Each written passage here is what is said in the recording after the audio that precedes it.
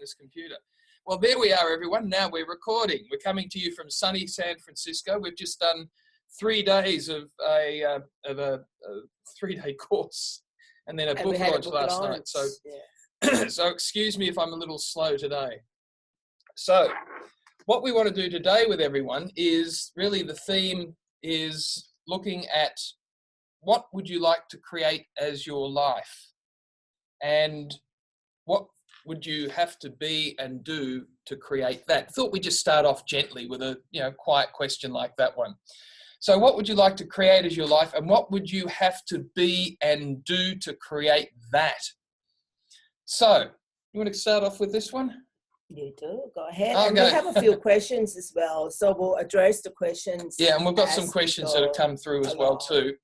So what would you like to create as your life? One of the things you probably noted that on the app that we send out every day, or usually every day. There is so many things. Every day.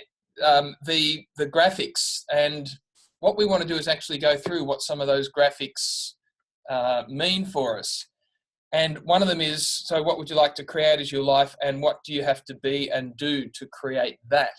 So getting clarity on what you actually want to create your life as, and what you want to create as your life, is a very good place to start. So, have you asked this question of yourself? And it doesn't have to be, please don't fall into the trick of the trick of, I want a big yacht and a large house and a jet, although the jet's not bad. But you don't fall into the trap of trying to visualize what it is that you want to create as your life and your living.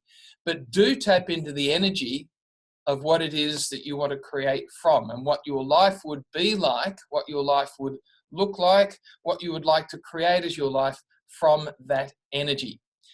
For most people, when they hear this question, they immediately get into contextual.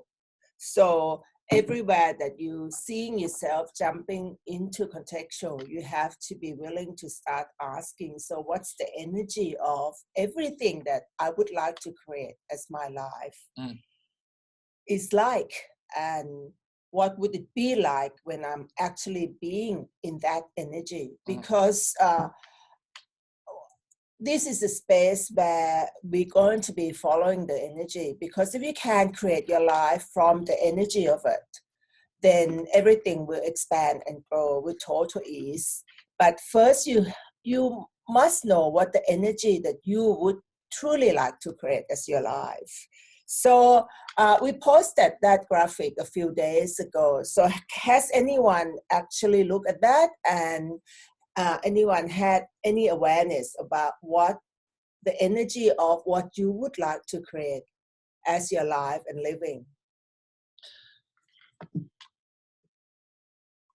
So here's your chance. So we've had... Yes, I have. Okay, who's that one? Faye? Hi, Faye. Hey, Faye. Fire away. Hi. I'm trying to figure out how to put me on screen, but you can hear me already. Just by speaking, you're on screen. Oh, okay. Or another way of putting it, it's just by speaking, you actually show up. Okay, so I actually did just what you said. I went into contextual reality when I asked that question, and I realized, well, why do I want this thing? And I went to, well, because then I wouldn't have to deal with contextual reality. It's, I don't really want to be bothered with thinking about money anymore. If I would just like to be and create and not have the money piece.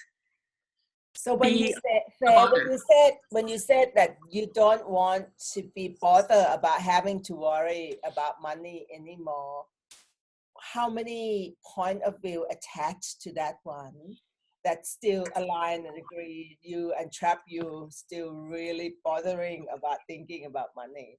So just be aware when you said, I don't really want to be bothered about money anymore, you could be in the space. So what would it take for me to create my life and my realities that with having ease with money? Having ease with money is probably better, not better, probably more ease energy than having not wanting to be bothered with money. Can you Yes. see the difference?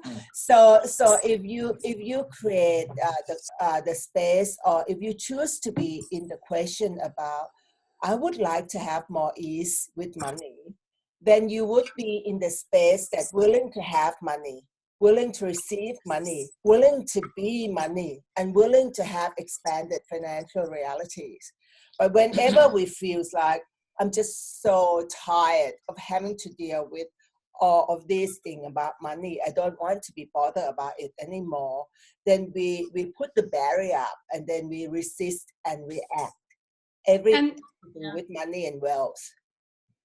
And the irony is I actually, if I was to look comparatively at other people around me, I actually have quite a bit of money. Yeah, exactly. Well, it actually has nothing to do with money. No. You know, we know people who multi-millionaires who have no ease with money. Yes, that's how I feel. It doesn't matter how much I get. Absolutely. My aunt is, I have an aunt who's now in her 80s, and she's never had ease with money. No matter how many millions she has, she's just so stuck in the scarcity. So it's not the amount of money you have. And she probably would still thinking about, she doesn't want to have to be bothered about money anymore, because the sense of no ease with money make her worries about losing money, make her worries about that, even she lose $100, she's worried so much about it. So it's not the amount, whether you have money or not, is a sense of ease, and your point of view and the relationship that you have with the money allow you to be in that space. So thank you very much for bringing this question up, because give clarity about everyone, about money to everyone, that the ease of money is the ease of, so I've had times in my life where I've been sort of in an unstoppable creatable zone. Where I've totally been in the energy of people throwing obstacles at me and giving me reality checks, and I'm like, doesn't matter, don't care, and I find that as soon as I bring in that money piece, I can't be that anymore. Are you saying, Faye, that you could be interesting point of view about everything except when the money in the computation of it? Oh, I'm laughing, so I'm going to go with yes. So I wonder, what would it be like to be that energy space and consciousness that you can be interesting point of view with everything else except money? And that's just really highlight that the money is, you still make money. It has form, structure, and significance in your life, because otherwise money is just an interesting point of view as well. And it's not just you. We all tend to trap ourselves into that space. We all do that, because it's a quick automatic pilot, isn't it, that trap us into. So even in that space to do with money, we have to be even more conscious and aware when we jump into the anti-conscious and autopilot mode of not interesting point of view with it.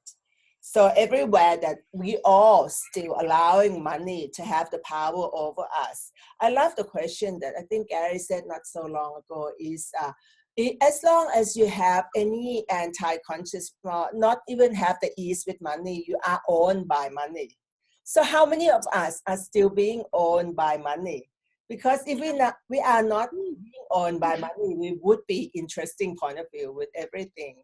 And Faye, when you said that you're not being owned by anything else in your life, because you can look at it and say interesting point of view with that. As soon as the money come into, you can't be interesting point of view. So everywhere that we are still being owned by money, could we please all destroy and uncreate it all, please? Right or wrong, for the bad, talk about online, George Boys and beyond. Just be aware of that. Please don't judge yourself if we all, are here together and say, yes, I am still being owned by money. And that we just say, that's funny. So I'm willing to not being owned by money anymore. I'm not to be in service to money anymore. Yeah. So anything else you can add to that, Faye? It's amazing how much I can feel the energy moving, and that might be the missing puzzle piece I've been searching for. Well, we'll see where I take that. And so come back to the question. So what would you like to create as your life? What would you like to create as your life when you are not owned by money? There's so much fun to be had. What energy, space, consciousness can you be, Faye? Now, what generative energy, space, consciousness can you choose to be, create as your life and living, when everything is just an interesting point of view and you are not owned by anything? Perceive that energy. It brings up a lot of emotion. Oh. So perceive that energy, and anything that matches that energy is something that you might want to add to your life. Whatever it is that matches that energy of ease and joy and lightness in your life when you're not owned by money. If I'm not owned by money, then there's, I can't even put it into words. It's just like... That's where you're starting to tap into the energy of it. People make this too difficult. You make this too difficult. Tapping into the energy is not that difficult because, Faye, you're already doing it. So tapping into the energy of what your life would be like if you weren't owned by money, that's it. You don't have to describe it. Now, having... Hey, Faye, is that almost like, if you're not owned by money, do you have infinite choice and infinite possibilities? I'm unstoppable. It's like... That's the same energy now. As soon as you start feeling on and judgment and align and agree with this contextual reality about money, it feels so heavy, right, when I say that. And when you say, oh, okay, if we destroy and uncreate the energy space that hold us as a being owned by money, there's not enough. It's lack of choice and lack of possibilities. And when we are able to be in the space of not being owned by money or anything, the space of needless, it's total choice and total possibilities. One question to tie in all of this. What's the difference between creating by saying this is what I want, this is what I desire, and creating from conclusion? Like, isn't saying this is what I desire already a conclusion because you've decided I want that? Well, conclusion is always based on the past reference point. Anytime we every time we project, expect, and judgment or conclude, we only can come from the reference point that we had. So even when we say this is what we decide, it's still if you come from exact thing, like I decide to have $100 million in my bank account, it's still a limitation, because if you are infinite being with infinite choice and infinite possibilities, the energy of that space cannot be defined, cannot be confined. So even when we say I decide to be super wealthy with no limitation, it's no definition. So that's a different kind of desire, right? So when it said I would like to, I decide to be needless, I decide to not have limitation. Instead of desire, I could say I'm committed to be needless. I'm committed to create my life from a space of needless. from the space of no limitation, from a space of infinite choice and infinite possibilities, then you couldn't actually define of what that actually is, but it just being energy of it. But when you go into the space that I designed to be so wealthy, that I have so many yachts, so many cars in every space, every country, I want to travel first class, it's so definition, and that is just a lack. We're coming from a space of lack and from the space of conclusion. Is that make sense, Faye? A little bit, but no. Ask more. Ask more, because if you can ask, then you give a space of clarity to other people. Yeah. So say I want to go to a class that seems out of reach for me, just as an example. For me saying I'm going to go to that class, what will it take for me to get to that class? That's not concluding that I'm going to the class. That's not, is it? Yeah, well, then you have to make the choice by saying, if you say, I wish to go to the class, then you haven't made the choice. That is the wishful thinking. Let's say there is a class you would like to go to, and you said, I make a choice to go to that class. And it's going to cost this much money for me, to travel there, to pay for all the expenses, so you and get to go to the class. You get some information. So become aware of, okay, if I'm choosing to go to that class, how much do I need to have and more to allow me to go to that class? Make the choice and make a commitment to, and start being in the question, what would it take for me to generate and create the money to allow me to go to that class? So you make the choice, then you make the commitment to create it. Most people say, oh, I have a desire to go to the class, universe, what would it take for that to happen? Throw in a few and have no have no action to actually make it happen. A lot of time people say, I just said out loud, I asked the question, I decide to go into that class, universe, make it happen. And it's just like, it's to us. I mean, I'm just talking to from our experience, making the choice for everything. And once you make the choice, you just ask, what would it take for me to create and generate the money to go to that class? And anything that come up to match that energy, you just do it. If you're willing to do whatever it takes to make the money, you will make the money. But most people just ask the question and hope that universe hear you, and hope that universe will find a way to send you money. It's still wish and there's no creation in that. No creation. It's about creation. You choose the creation. You don't even have to ask what would it take. Is the moment you choose, it's created. I've seen that in my life lots and lots of times, and I've also done the wishful thinking lots of times, which never works. So thank you. When you choose, and then when you go into the question, then you don't go into the conclusion, basically. A lot of times when we choose, and if we don't go into the question, you go into the conclusion about, I'm going to the class, maybe I should sell my gold coins, maybe I should take my clothes and do garage sales, and maybe I should this. That's our conclusion. So that's how we tend to do, we make a choice, but instead of being in the question about what else is possible, what else can I create and generate here, then the awareness might come to different possibilities that allow you to create and generate more. But if we don't go into the question, the conclusion sort of creep in, and we go into, reference point about what we can sell to generate that money, instead of what else is possible that would allow me to generate that money.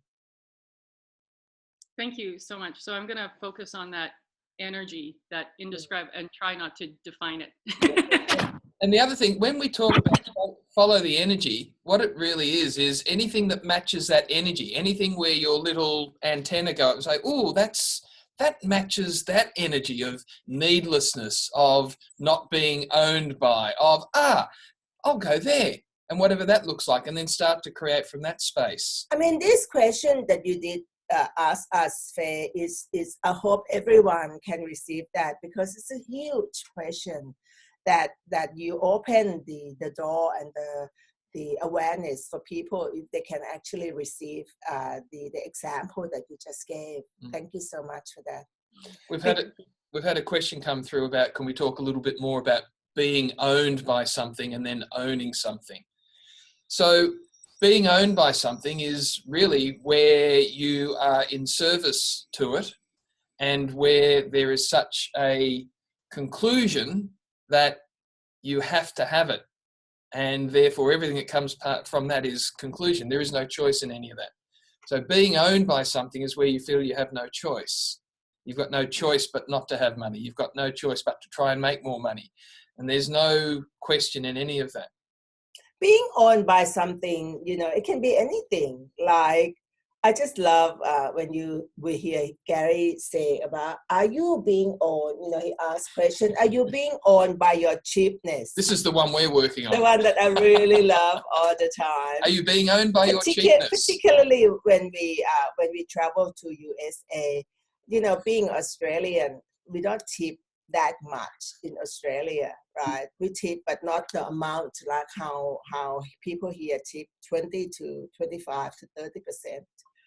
And every time we go into tips, and if we don't tip the amount, we always ask, are we being owned by our cheapness? And it's just really funny because, even when we say things like, oh, but we don't do it in Australia that much, and we don't, why do we have to pay 25 to 30% more tips?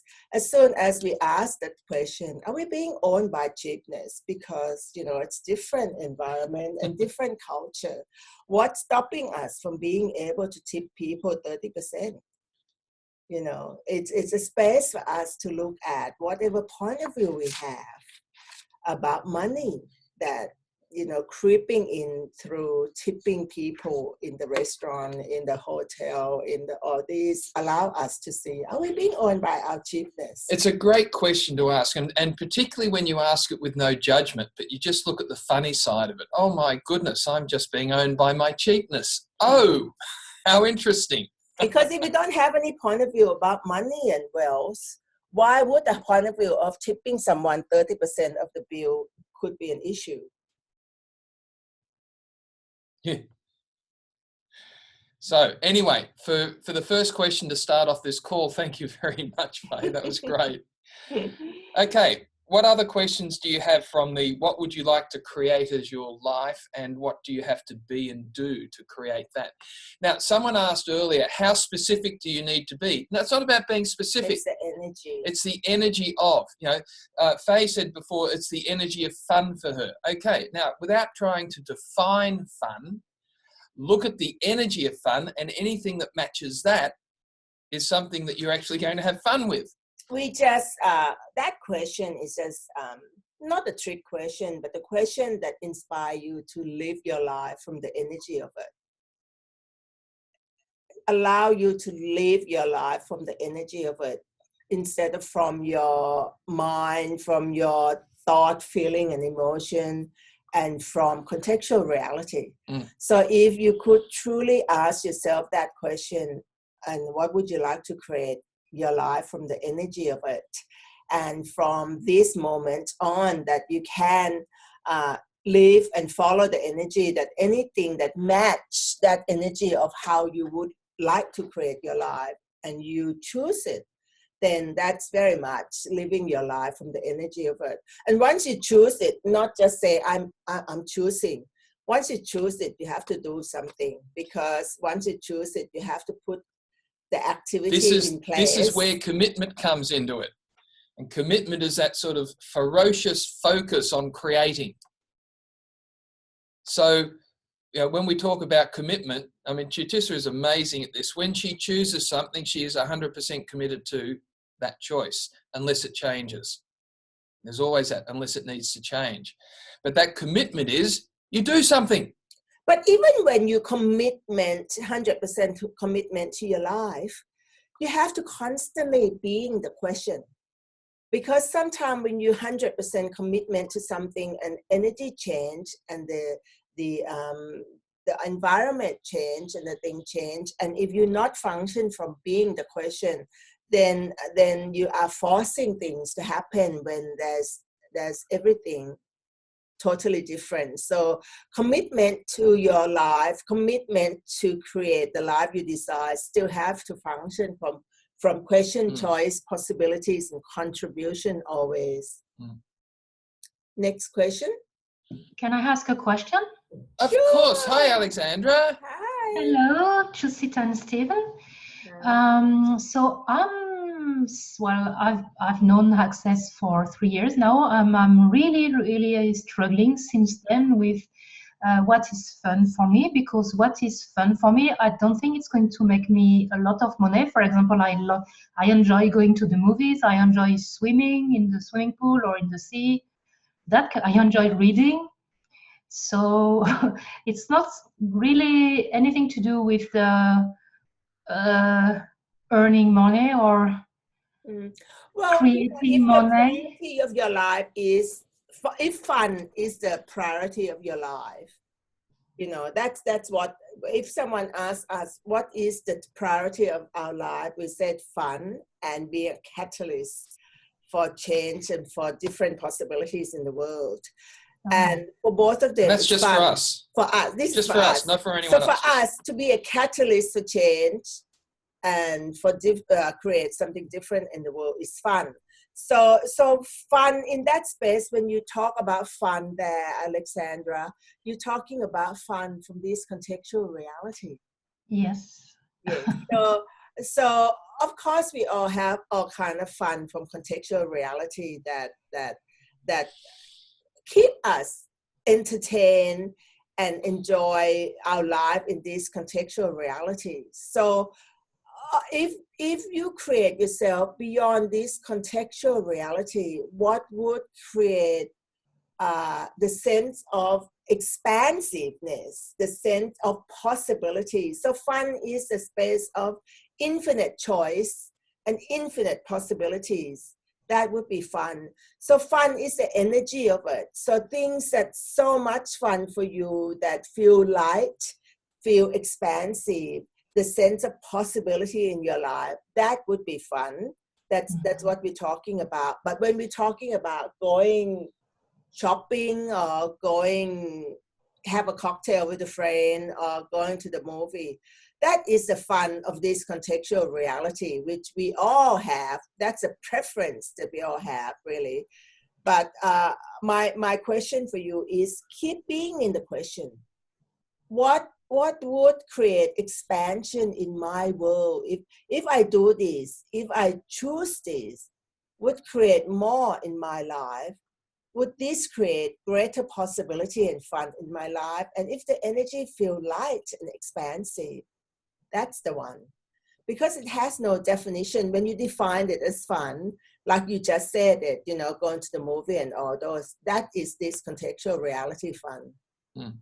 We had someone at our one-day roundtable yesterday who, one of the businesses they've got, and when we asked, so what is it that you choose to create as your life and living, not how to, but what is the energy of it, and what difference do you want to make in this world?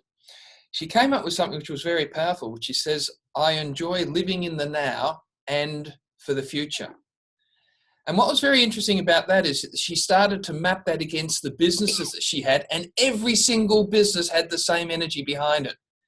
So she'd actually been creating the businesses from her view of, this is how I want to live my life and my living, creating and enjoying the now and for the future. And when we started to look at some of her insect control business and some of the other businesses she had, every single one of them matched that energy. And she now has an awareness of why she's been creating those businesses and why they've been such fun for her. So just keep asking the question. So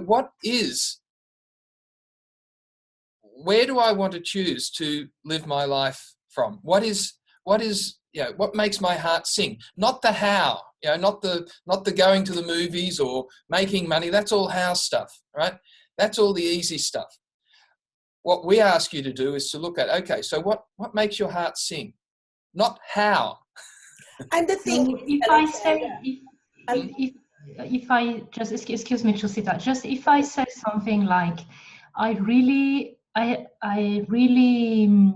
enjoy or I really have joy when I see that people suddenly connect to their being.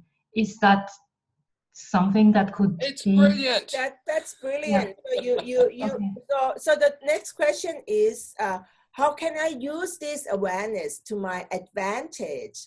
What can I create and generate with this awareness? The thing is, we often talk to people is, what would it be like if, even if you go to see the movie, or even you do something, go out to cocktail or going out to dinner and this, what if you look at every dollar or every euro or every pound you spend, you actually not just spend from loss, but spend it from creation. Mm-hmm. So if you're able to be that generative energy, space, and consciousness, that even when you go out to movie, you go out to the movie from a space of creation. So what if the energy that you were being, as you handed the money over to the receptionist, what if your energy of being changed her world? She was being miserable, dark, life was horrible, thinking suicide, whatever it might be. It doesn't matter what it is. But you being you created that change as you were handing the money over. And sometimes generating money is not linear, Alexandra. You have to realize that we tend to think that if I do something, I should make money. And that's a linear construct. What would it be like if you look at your life as a space of creation and generation?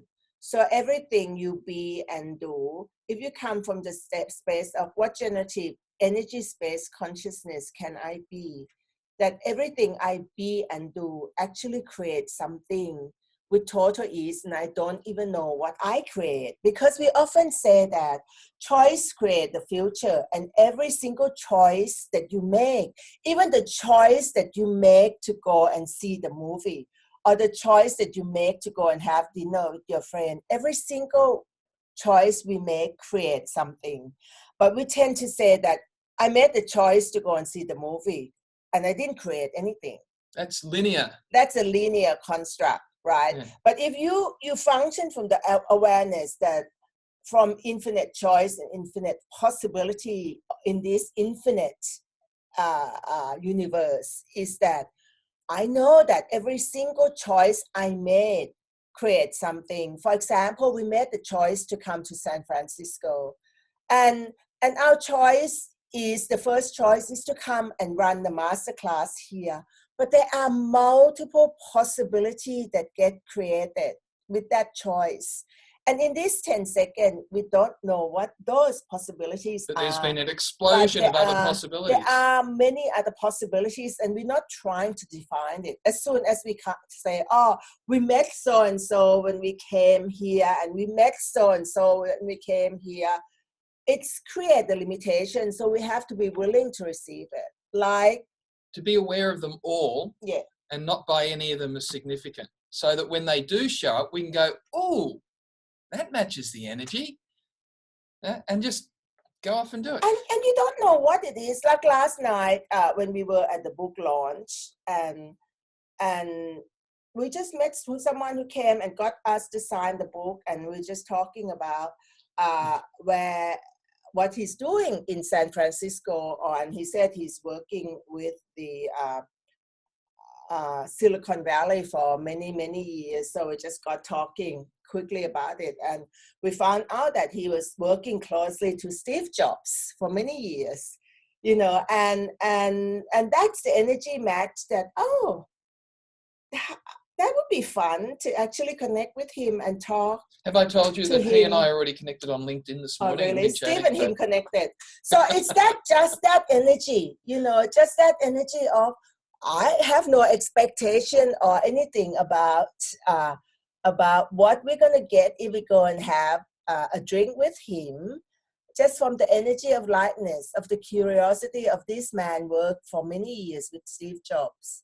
And just for me to actually hear his thing with Steve Jobs. Who knows what's happened? So those are the kind of things that something feels light, something feels weird. Even just that, somebody who worked with Steve Jobs for many years. Not that I expect any connection with Steve Jobs since he's not around anymore, but who knows what's the possibilities that could get created by just spend time having a conversation with him. Those are the kind of thing of what I mean, Alexandra, because you might go out to see the movie, and if you think that, oh, this is just fun, I just pay money, I lose the money, $10, $20, what a movie ticket is, and you don't see from the space of creation. It's just purely for the fun of you sitting there watching the movie.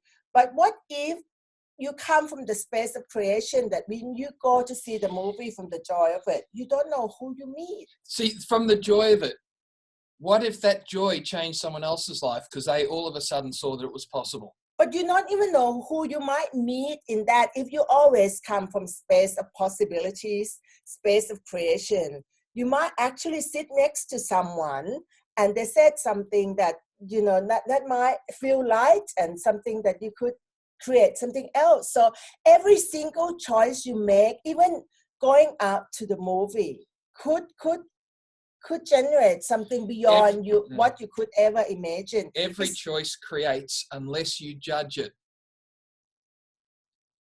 And then as soon as you judge any choice, you've just destroyed all the possibilities that it actually did create. So you want to create more possibilities in your life? Stop judging anything. Is that giving you some example, Alexandra, of, even going to the movie, if you go from the space of creation and generation, it's yes. But if you Thank you very much for that. Yeah. Because I'm going to the cinema, but from a space of judgment. So, I'm not creating anything. I'm just going to the cinema. Yeah. So thank you very much. Yes. So try next time when you go to the cinema, from the space of, I'm using this money to buy the ticket, from the space of creation, from the space of possibilities. And don't have an expectation that someone going to come and sit next to you and something going to create. As long as you realize that every single choice you make creates something, and you have no idea what's actually created, long as you are willing to receive whatever, without expectation, projection, and judgment that it's supposed to be a certain way. It's that energy that creates money, because money is purely something that you're willing to receive by being the energy of being willing to receive it. And if you have no judgment about where it should come from, what it should look like, whether it has to be in your bank account, if you have no judgment, then you can actually receive it. If you've already decided how it must show up, I can't make money because I'm going to see the movies, then you are also 110% correct. But if you have no judgment about it and you're willing to receive, then that's the energy that actually creates money. Yeah, well, thank you very much. So now when I'm going to the cinema, I will enjoy even more. You've got a smile on your face. Great. Fantastic. There's been a couple of questions that have come up about what's the difference between choice and preference. This is an interesting one. Choice is just choice, which is just choice. Preference, nothing wrong with any of these, so don't judge any of them, but sometimes you'll have a preference for something, but if you actually function from choice, you can actually choose anything.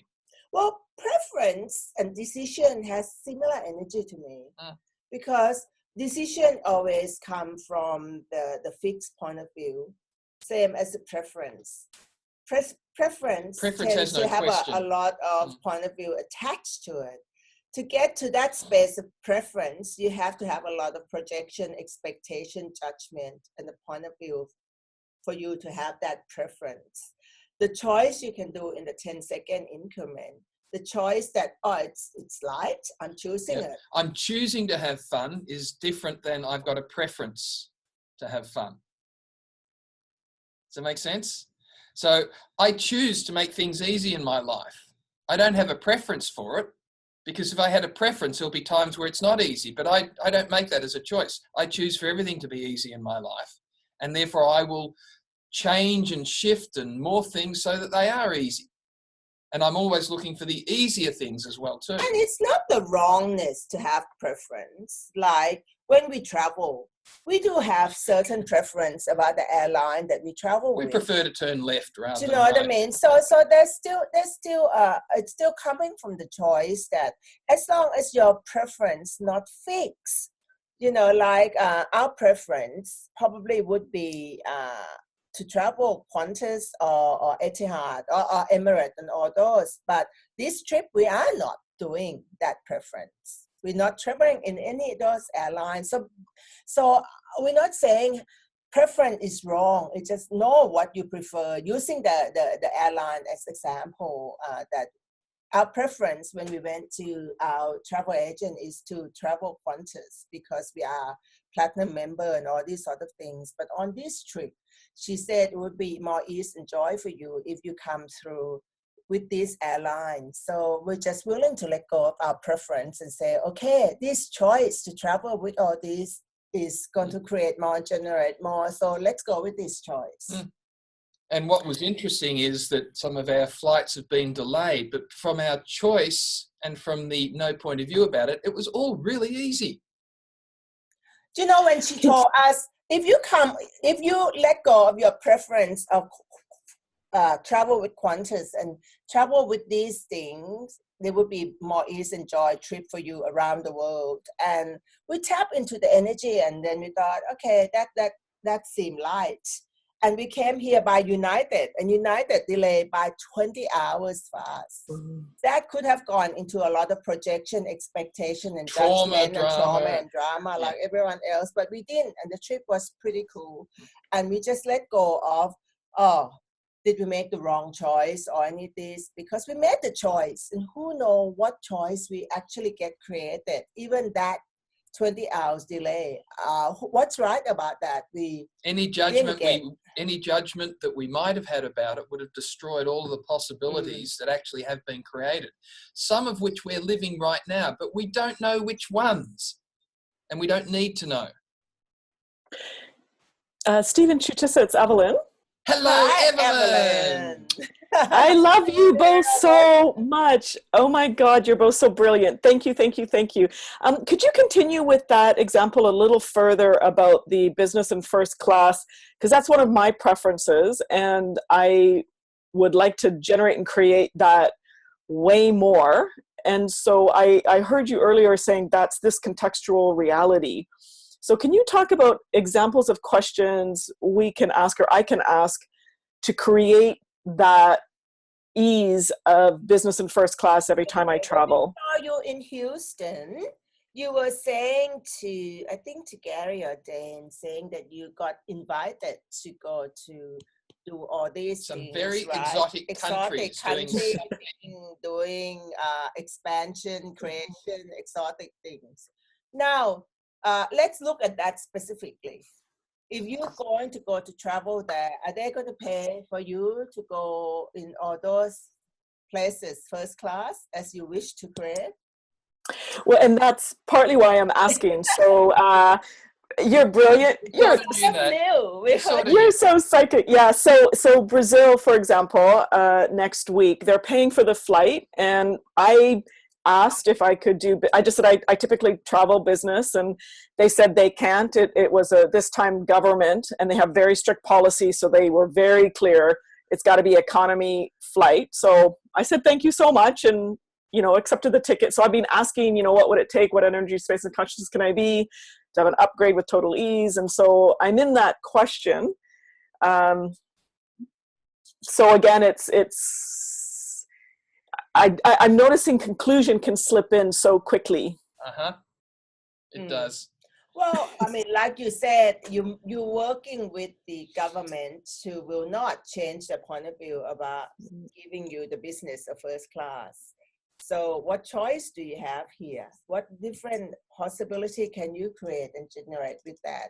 If you know for sure they're not going to pay for you, so can you, if you really want to choose to travel that, would you make the choice to pay for that yourself and use that to your advantage? However you could use that to your advantage. If that's the next choice. Or does that get you to go into the, oh, I can't afford it universe, or how dare they not pay for my business class because I'm worth it universe, or whatever universes that we do go into, which are then just all the judgments. Or where else could you, how else or where else or what else could you create and generate the money to cover that business class if you choose to do that? If you say, okay, I'm going to Brazil and they're only going to pay me this economy. So to upgrade me to business class, what do I need to be and do different right now to generate the money or the resource or whatever for me to travel business class with total ease? And once you make that choice, same thing when we were talking to Alexandra, right. Say that make the choice that, okay, you could just make the choice and say, nothing I could do about it. The government is poor and right. I'm going to grin and bear it. I can just accept it and go, or I just say, no, thank you, won't go. So those could be just the only two choices you have. But now you have the third choice of being in the question. You can say, okay, I'm definitely choosing to travel business class. I'm definitely choosing to travel business class. And you know what? That's one choice too. There's a variety of prices of business class as well. So you can look at different ways that you can travel business class without having to pay so much money to travel business class.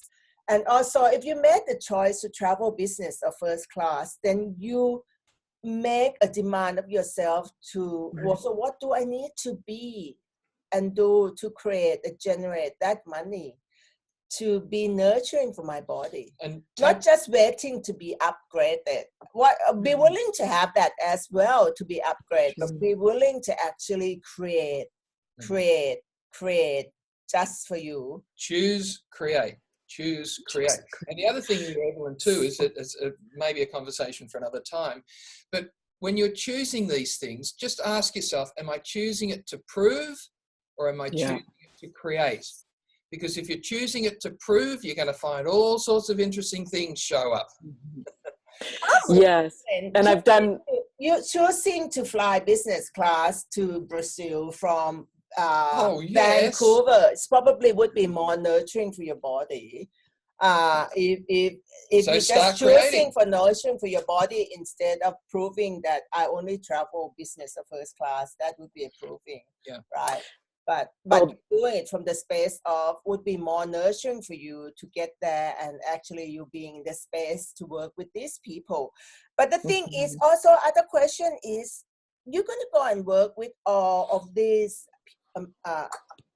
wonderful people. Who else would you be? What else can you do? How can you? What can you do with that thing that you're going to work with? While you're already over there. How can you use that to your advantage in terms of generate more for you? If you can start being in the question about, okay, I'm going to be working in this. What else can I use? What I'm going to be doing? Not actually use the report to sell or anything, but you're going to gain so much more awareness, so much more reputation, so much more credibility, so much more whatever. How can you use that to your advantage that would allow you to create and generate, that space for you to always people to the space when people actually say, oh, if we're going to get her, we at least have to get her business class. You know what I mean? You can create that space.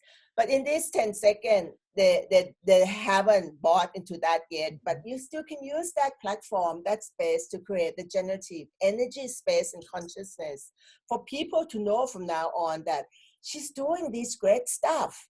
And if you want her to travel the world, you have to get her the business class. You could do a book launch over there, Evelyn. Oh, but I don't have a book. Okay, get to work then. I get books. You have too good a memory. Where's the launching of Where's that the book? launch? I know it's coming to be announced soon. I adore you both. A book to create extra revenue for you to travel business. And we're not talking about selling the book. Right. About what else is possible. What else can we create? Because once you make the choice, then create. Create doesn't mean making money. It means create, which has money attached to it. But if you start to look at the creation side of things, then it opens it up hugely to all sorts of things that actually are then creating. Evelyn, I just sense that you have not used your book for your strategic advantage yet. Not yet. What if you start being in the question now that how can I use my book as strategic advantage that will allow me to travel the world, in nurturing my body? Who knows? Maybe business class, even a limitation. What could the other way that allow the book to sponsor you? How different ways you can use the book that will allow you to actually travel from a space of nurturing for your body. That's more than the business class. The book isn't the answer, but it's just an example of extrapolating, saying, okay, so creation. The book is not the answer, but it's there. So why don't you use it to your advantage? Well, and it's amazing how you're always creating the future and you're always extrapolating, and it's always what else, and it's always in the question. I'm so inspired. It's fabulous. And I'm getting something in this call, just sort of from the other examples that we've been talking about. It's that choice and the commitment that sparks everything, whatever that is. Mm-hmm. And to check with the choice, because I had the preference of business class and I didn't want to go to conclusion. So I was saying, well, it's okay. Like I need to be in allowance of whatever is. And I'm getting, there's a different energy of clarity of no preference, point of view, conclusion, judgments, etc. And just saying, okay, this is a commitment, and open to however that shows up. And if it shows up or doesn't show up, that commitment then creates that. And the choice and the commitment creates the energy of whatever is possible. So I'm liking the different examples, but it's the same energy and the same questions. You made commitment now to Brazil government that you're coming, and you know that you're going to create and generate something, whatever that is, possibility for everyone concerned. Maybe you can start being the question right now about, so what would it take for me to even get to travel that would nurture and fun and expansive for me, and don't just go in, what would it take for me to get upgrade to business class to first class? Can you see the difference? Small.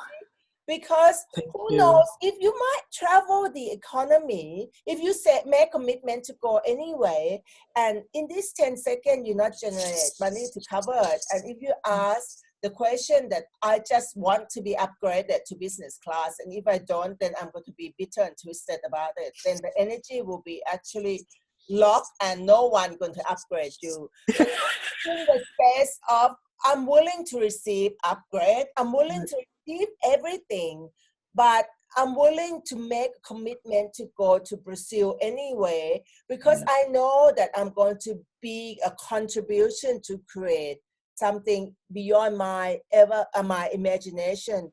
Who knows, you might have the whole role for this trip fly down on the economy, or like New Zealand airline have a special things now that I don't know whether Canadian or any airline you have that.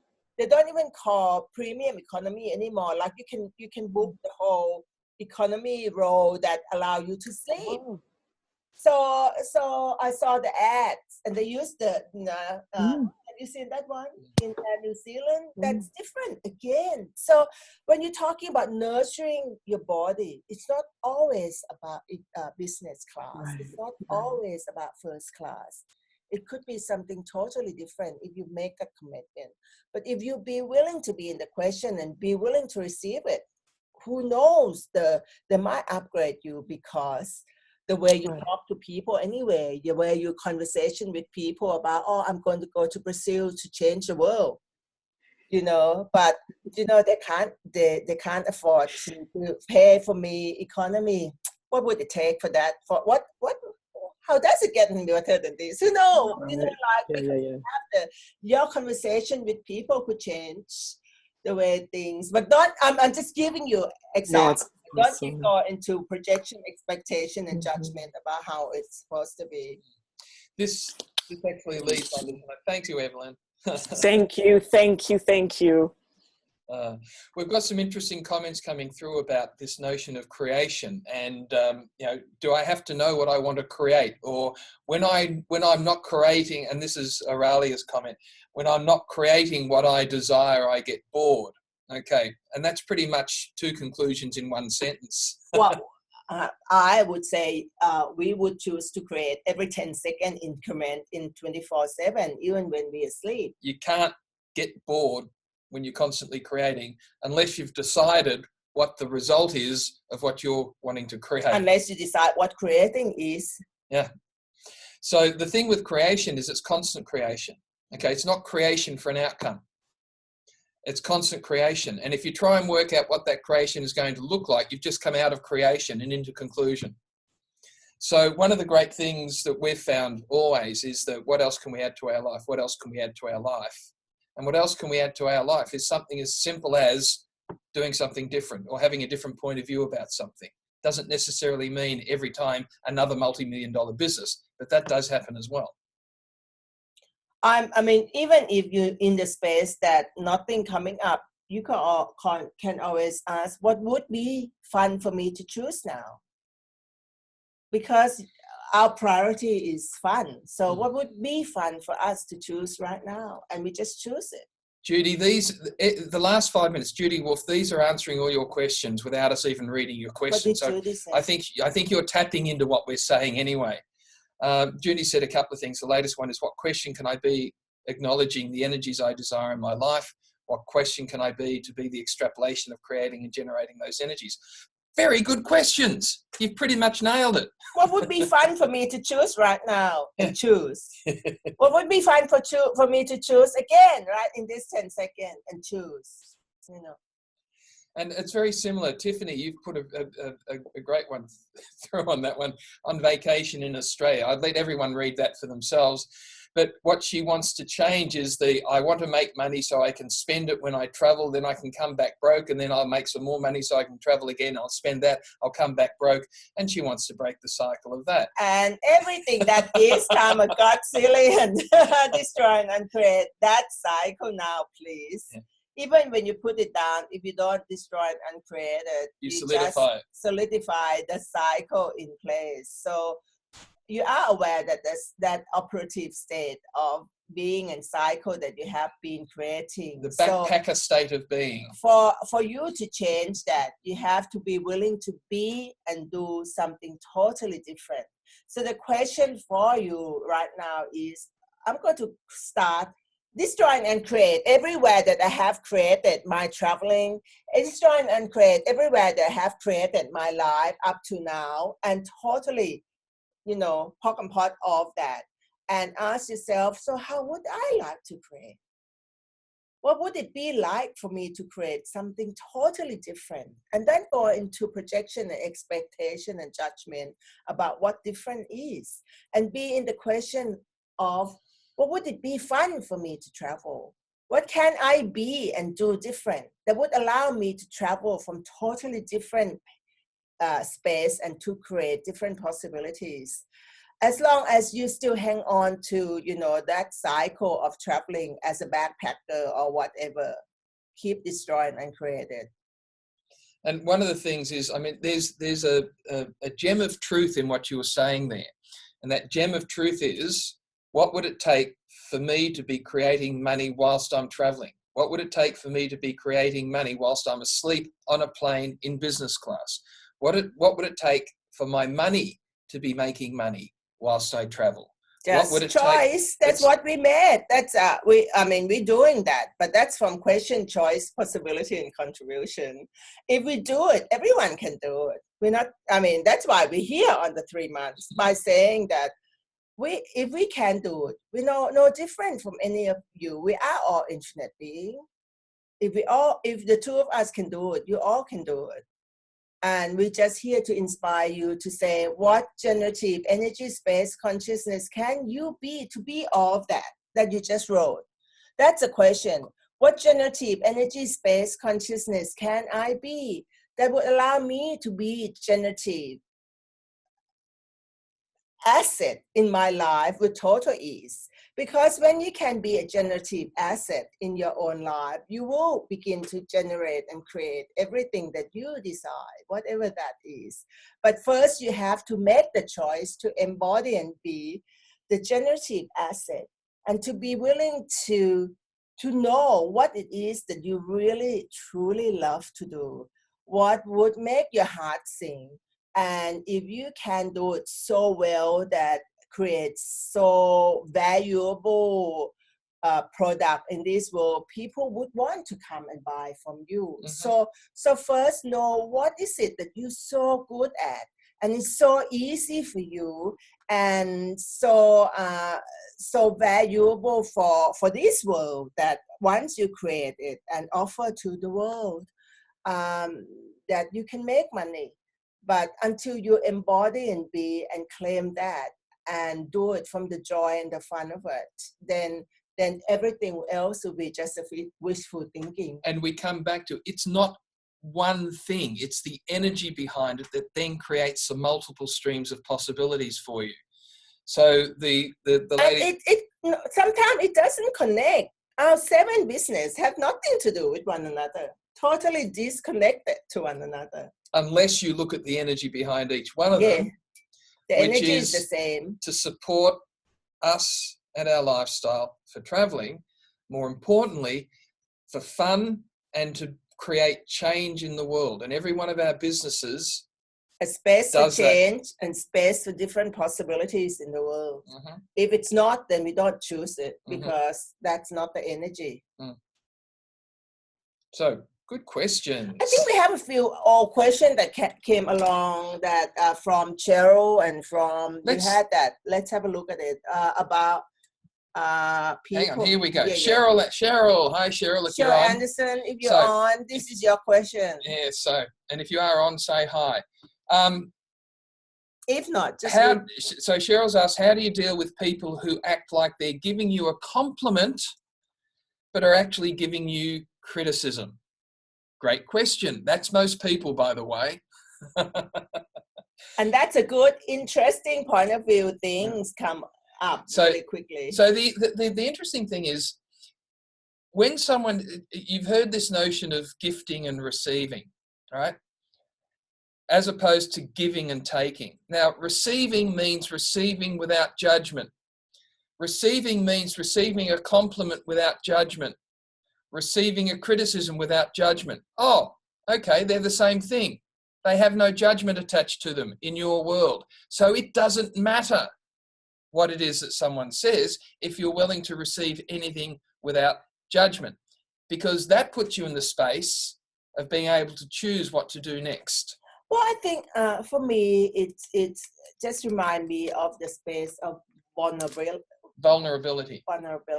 and space of interesting point of view. If we know that these people are just bullies, or they are just mean because they can, they just do it. And Cheryl, you were there in Houston with us.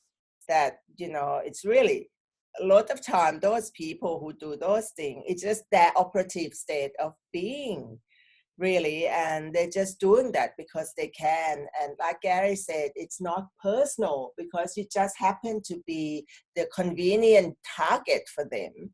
So if you're able to see that what they do from giving you compliment, but really is a criticism, what if you could see that it is just their operative state of being? Maybe they're not nothing to do with you. You just happen to be there. Mm-hmm. And if you keep push down the barrier and just receive it, without resisting and react, because if you resist and react to their criticism, you make it real, and you allow them to have the power over you. The flip side of that is if you align and agree with someone's compliment, oh, thank you so much, then that also... And you make it significant. Making it significant, you shut down all the possibilities that creates. And they have the power over you as well. So just a couple of little things that you might want to play with. If someone is giving you the energy of criticism, okay? It can only be criticism if you've chosen to take it as a judgment of you and you buy their judgment. It's the only time anything can be criticism. Otherwise, it's just an interesting point of view. If you can receive both compliment and criticism exactly the same, without definition and judgment that one's better than the other, and just receive it all. And if you really want to play with them, then you can say, thank you. Thank you so much for caring. Whether it's a criticism or a compliment. And then walk away. From the space of receiving. From the space of receiving. Space of trying to throw it back in their face, then you would create the conflict. But if you could say, oh, thank you so much for caring. Thank you for caring. And then walk away. And that'll put them straight into question and annoy the heck out of them for the next 6 months trying to figure out what you meant. So the next question is very much tied into the same thing, though. So this is Ruth Bartley. Hi, Ruth. Hiya, Ruth. We see you there. We see you smiling and waving at us. So, Ruth... You want to say your question, Ruth? Why don't you tell us your question? You sound better as you than I do as you. Steve, reading your question. Which one was the question? I think there have been a couple this week, I said. Even changing them. When you come across those moments when you growl inside, because you heard us talking at the... Unless that doesn't have any significance anymore, and you said you have a few questions. You choose anyone. You choose your question. Okay, that's brilliant. Okay, cool. Thank you very much. So first of all, since you brought that one up, I would like to acknowledge you for the fantastic change I had. This is one thing that I really wasn't getting. I have so many growls in my reality and I've never known what to do with them. And that was the first time I'd heard anyone say that those were just points of view. And that made it much easier. I don't know what I did, but something changed. I've had like loads of inquiries today. It's just like, it's really changed my world. So yeah, I sense that the answer to that question, Ruth, is similar to what we just answered to Cheryl Anderson just before that. It's become interesting point of view. Those growl and those point of view you probably look at it as, oh, okay, it's not real. It's an interesting point of view. After you heard us in the book launch last night, right? I saw. Yeah, that's it. So I think you probably got the energy of what that was. So it has no significance for you anymore. No, brilliant. Cool. That's really brilliant. Very grateful for that. So actually, if I could ask you, this will be interesting because I haven't thought about this since, but it is something that's in my world. The subject of keeping money secret. So I have created some interesting things in my life, and one of the things is this thing, gosh, I don't even know where to start with this. So I mean, what happens? Just one question before you start. Who are you keeping the money secret from? From yourself? So am I keeping it for that's a weird energy. I don't think that's do you know how much money do you bring in every week? How much income do you have? How much expenses do you have? How much do you need to have to create the life that you truly like to have? That's more the thing. I'm in a situation where I receive a certain amount of money, and because I receive that money, I'm not allowed to do the things I'd really just listen to my question. Okay, sorry. Do you know exactly how much money you how much income do you get, how much revenue coming in, how much expenses do you have going out, how much net worth you have in your life, how much would you really truly like to have to create the life you really like to live? And the question why I ask is a trick question, because if you can't say yes to any of those, you keep the money secret to you. Right. Yes. Okay. Thank you. I get it now. Thank you. In fact, what's interesting is sometimes people say to us, "I have so little that I don't want to know." Yeah. Exactly. Okay.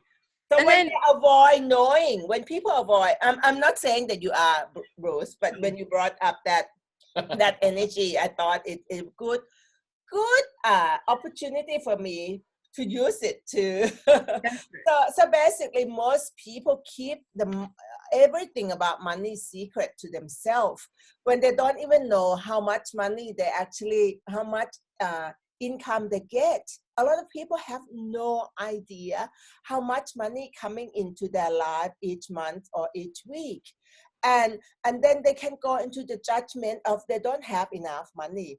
In fact, sometimes they even have more than they imagine that they have, but because they keep it so secret, so they can judge themselves for not creating enough.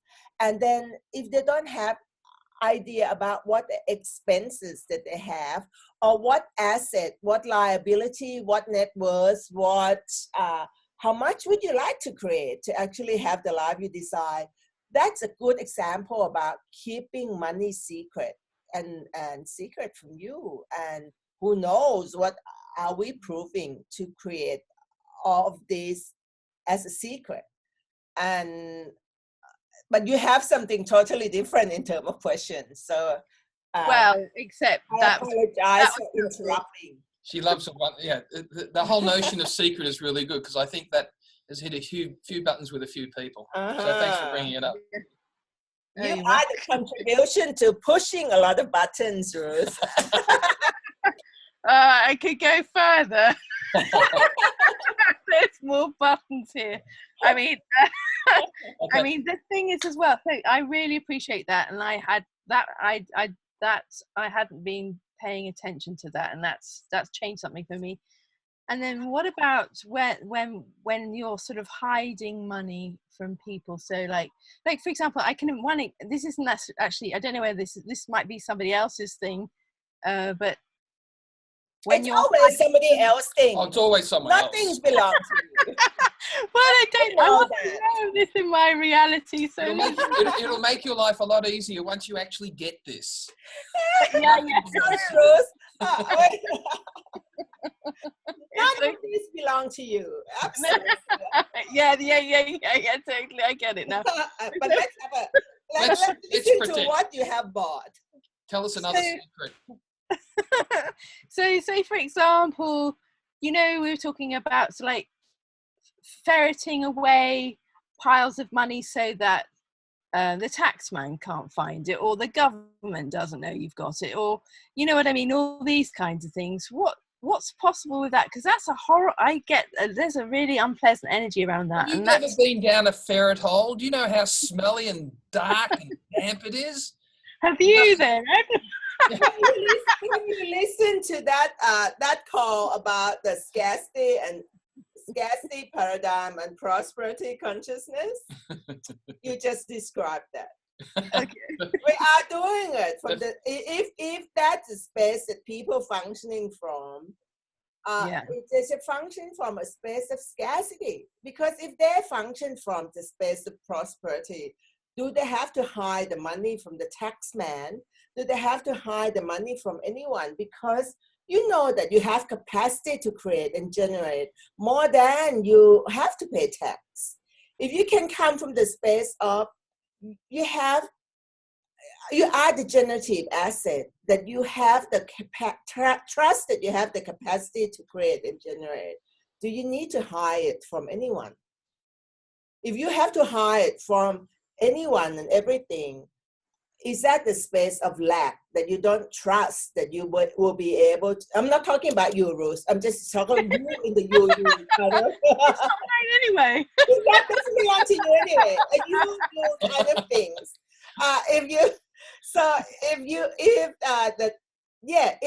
If we have to hide things from anyone, are we not trusting that we have capacity to create and generate beyond the expenses, beyond what we have to pay tax or whatever? And the thing, I think I'm feeling playful, and you happen to be there when you're talking to me. I like it. Where hiding comes from is where you believe, not you, the royal you, believe that there is... That's right. When we believe that there is not enough around, so therefore I have to hide so that more won't be taken from me. The best way to hide something is to not hide it. The best way to hide it, if you want hiding, is to not hide it. So what if you had everything that was absolutely transparent, but in smart ways? You know, taxation, for example, I love it. I don't want to tell the tax office how much I'm earning, so I'm going to be hiding some of it. You spend 9/10 of your energy hiding something so that you can have everything of a very, very small amount, rather than having most of a very large amount. You spend the same amount of energy hiding. What would it be like if we use that energy to create and generate more? Wow. And I realize with things like tax, I mean, you've heard us say this before, but we're very happy to pay taxes, very, very happy to pay taxes. And we will put our affairs in place that we pay every single cent of tax that we have to. We have 3 accountants, 2 bookkeepers, so and not 1 cent more. We'll pay a lot of taxes. So it actually is a lot of fun to pay taxes, because it shows us that, hey, we're making this reality work for us. Oh, I wish I didn't have to pay so much taxes. What if you changed that and said, oh, I wished I was creating more money? What would it be like if you go into space of creation from so many different spaces, because you can create more money and you can put a system in place that would allow you to use this reality in terms of tax and or other business system to your advantage. So basically, you're not hiding, but you're using the system of this reality to work for you. Is that a different way of hiding without hiding? Yeah. The other fun part, and I think this will push a few more buttons too, is many times we've been brought up where our parents have said, I can't, I'm not going to tell you about our finances, or it's secret, or it's just something that me and my accountant need to know. So that's a form of hiding, and sometimes we buy into that, which is not ours in the first place. What if you were able to tell anyone anything about your money from no point of view, and from the point of view of creation rather than proving? From creation and generation. What generative energy space consciousness you are being in that, and what more generative that space would generate more for you if you could be functioning from that space. But you don't say anything to anyone until they ask you a question. Oh. And if they do ask you a question, your willingness to respond to that question in a way that creates, not from the energy of proving. And if we have to hide, how small the life we have to create to pretend that we don't have much. Do you know what I mean? Hiding, meaning telling the tax people that we are too small, we don't have enough, therefore you can't tax me too much. Therefore, do you have to create for them to see that your life is small? And is that the pretense and the invention and the projection that you end up buying into that allow you to create it small? Oh, where have you decided your life is the tax office? What? Wow. Yeah, everywhere that you are proving. Oh, that's funny. Everywhere that you are proving to the tax, not everywhere that we are proving to the tax office that we don't have enough money, we don't need to pay too much tax. Instead of willing to create obscene amount of money that and put the system in place that we don't have to worry about tax with total ease. Oh, Christine Weston. Christine, that's brilliant. Proving our poverty. Very cool. Yes. Wherever we are owned by our cheapness. Oh. Come back again. I've never done that.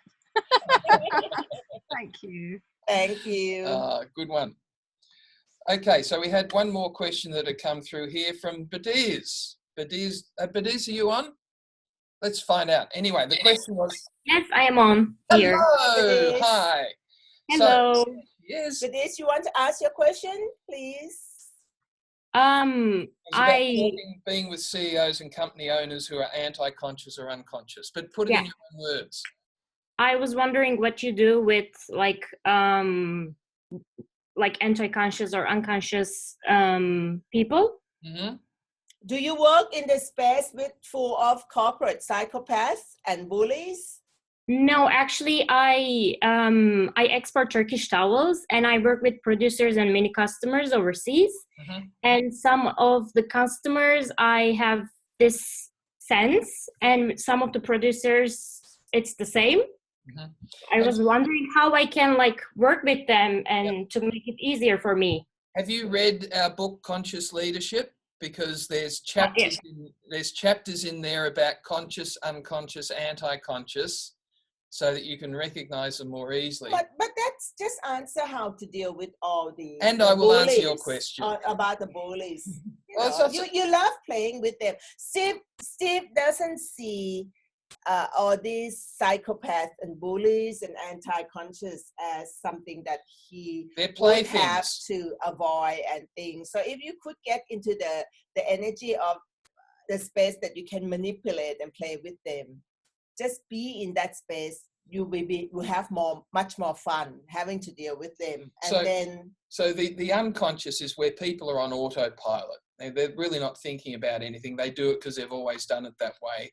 And so it's pretty much the people that do things because that's the way they've done it, and that's the only way they can do it, and that's the way it has to be. So they're fun to play with. And sometimes that's just their operative state, and they don't do it because you're just convenient target for them. You just happen to be there. But you can ask questions that allow them to see that they function from unconscious or anti-conscious. So instead of going into reaction or just sitting back and take everything. How dare they? It's not fair. Why can't they see? You can be in the question to say, oh, you said this to me about this, and that. What do you really mean by that? I'm a bit confused here. I'm not quite sure what you really mean when you say Two great questions. I'm confused. Please help me. Manipulation. Because a lot of unconscious people create their unconsciousness from confusion. Or is it their confusion that's creating? No, it's they're creating the confusion. In fact, there's a number of people that actually their operative state of being is confusion. And they create confusion to overwhelm you, to make you confused. Mm-hmm. So use your word, that state that they create and said, oh, really, I'm really confused here. Could you please help me with this? What do you mean when you said it's going to cost this much? Or what do you mean when you said it's going to have to happen this way? Could you please expand on that? By asking questions, they have to expose their agenda sometimes. Yeah. Oh, Aurelia, you are hilarious. Why? She says, I'd like some clarity instead. I don't like to say I'm confused. What if you said that you're confused, because that would confuse the other person? We're not saying that you have to be confused. No. But we are talking about using it's a manipulation. Using this reality to work for you. If you say that you are confused and you buy that you are confused, then you are being trapped in this reality. But what we are saying is, what would it be like to employ this reality to work for you? What would it be like to use what they're using at you, more so than at you, really, to your advantage? So if they're trying to create confusion, if they're trying to create the space that bullying you, you're not going to call them out and say, you are bullying me, but you can say, oh, when you said this, please help me with it. So it's from a space of use it to your advantage. That's how we would would do it. It's a lot of fun. Using the question and never go into the conclusion. Always be in the question, particularly with the anti-conscious bullies. Mm-hmm. Mm-hmm. Why do people try and create confusion? Because it's their operative state of being. That's how they choose to be. It's not right or wrong, it just is. So you'll find people, for example, that are confused by information technology. And they just feel confused. Oh, you know why people create the space of confusion and act like they create overwhelming and confusion space for you? They want to control you. Yeah, that's what it is. They create the space to control you. So as long as you're aware that they're trying to control you and you push the barrier down and be in the question and not trying to resist and react and not trying to come from a space of judgment, but being in the space of what? Tracy's having fun with this one. Push the barrier down and just know that they're trying to control you. Then they can't control you. Control by confusion is very, very common. So the questions were, so I'm confused here, can you help me? Doesn't mean you are confused, but what it does is helps them get clarity about what they actually meant. And the other thing that you can ask them is, the second question, so what exactly do you mean by this? Particularly the bullies or the psychopaths or the people who control you from force and effort. There's two lots. The people who take force and effort to control you, then you still be in the question. Say, well, excuse me, what do you actually mean by that when you did this and do that? And the other part of that, and this is where it's fun. So what do you mean by that is a great question to ask as well. So for those who are on the 2-day or the 3-day class that we're just running, you'll often hear, so what does that mean to you? Is a great question to ask. Not from judgment, but just to get the clarity about what it actually means to them. And 9 times out of 10, they'll come back with what it means to them. And at the same time, you can hear in their head, what the fuck? I didn't even realize that. But always go into every situation like that having the anti-conscious and unconscious and bullies and the psychopaths, and push the barrier down from the space of not trying to protect you from anything and be the question. Yeah, Go on. I go to the protection level, like I try to protect myself from them, and I push the customer or the producer, and they are just like trying to control me and do whatever they want to do by just like kind of forcing me, even sometimes not putting it into words, like, you know. So what if you're willing to control them by not being controlled? Yeah.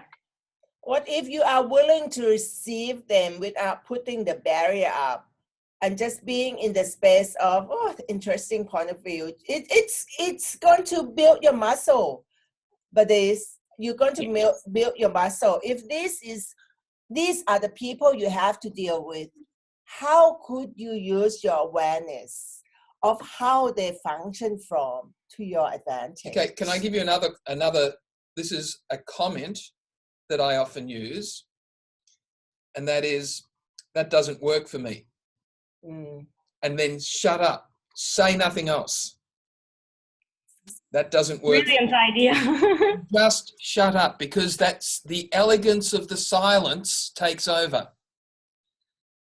And then they'll then come in and well, what do you mean it doesn't work for you? What does work for you? Or they'll say something that actually gives you more awareness of what to do next. And Buddhist, when you're in that space, like Steve said, that if you say that doesn't work for me, and you can see yourself going to conclusion or projection, expectation, judgment of any form, just push the barrier down and just repeat to yourself inside that what generative energy space consciousness can I be?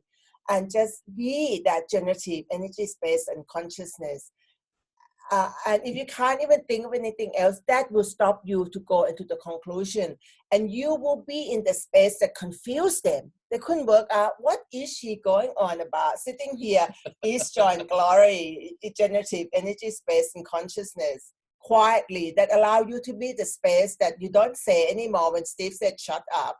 Stop sulking and just say, it doesn't work for me, and just say, East Join of life, come to me with East Join Glory, even that, to stop you to go into conclusion of anything. Because if you say that doesn't work for me, and you stop talking, but if your head's still going, they will pick up the energy. So you want them to be in the space of question about, I wonder what she is being. Now, one more question for you, Badiz, because you asked, okay? And this one is probably the one that I would use more than any others in the work we do in the corporate world. And it's a very simple question, which is, well, what if that wasn't so? And then stop again. Just be quiet. Don't say a word. Don't then go on and explain what you mean by it. If you said that wasn't so, and you sit back and life come to me with East Join Glory, just stop your head from thinking, because your head will project the energy for them to come back. So those two will make you control them all from consciousness. So anyway, have fun with those 3 questions, and then come and let us know over the next couple of weeks. Make some notes on any changes that you're seeing from that. And thank you so much. Sheer joy and fun that I know you're going to have with those. And I love the Turkish towel too. They're wonderful. Absolutely. I travel with them. Oh, it's nice to hear. It's great. I bought them in Australia. I assume that they're the same as you. The one that you can just dry yourself and do everything. Is that the one yeah, they're great. Yeah, Australia is one of the biggest markets for Turkish towels. I have many customers there. Oh, okay. Okay, so we're done, folks. Thank you so much for this. We started off today talking about what would you like to create as your life, and what do you have to be and do to create that. And we leave you with that question over the next week or so. Please, as you see the things that we post during the day, consider having a look at those and asking yourself some questions and playing around with them, because there's some great insights there. And often these things are ones that we've used in our own life. And next time we'll see you from Amsterdam. And we'll be with Kalpana and Lincoln and Saskia, Mrs. Wealthy and Mr. Wise. So we'll have different images of Amsterdam. We're so looking forward for you guys coming. Yay! Sorry, Chips, I said there's no ice skating for you, just so you know. I'm so sorry. Oh, well. All right. See you all. Bye.